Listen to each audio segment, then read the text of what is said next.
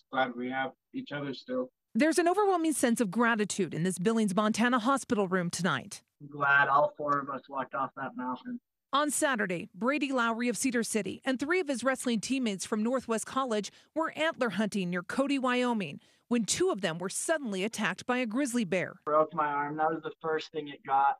It bit me on the arm and shook me around, threw me. Lowry says teammate Kendall Cummings began yelling at the bear, trying to get its attention. He then kicked it and pulled at its hair. The bear eventually chased after Cummings. Kind of tackled me and chewed me up a little bit.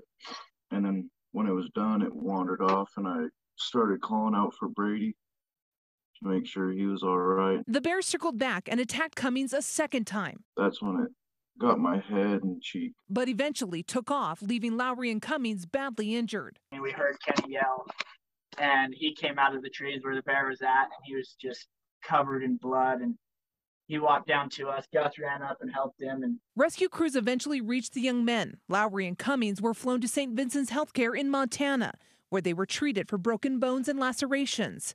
Tonight, their families are thankful. Saved my son's life. Not only for how these young men reacted to the attack, but the support they've seen after. When I showed up here, that whole wrestling team was here. Sat with these guys for 2 days solid. That young man over there, Kendall, was the hero. It was a horrifying situation for these young wrestlers. it was a big bear. Looked scary, mean, Dude. teeth, drooling, breath stank. But tonight, they're on the road to recovery, and their bond is stronger than ever. I don't think anyone else lesser than a wrestling team with the bond we have, they wouldn't have handled it as well as we did.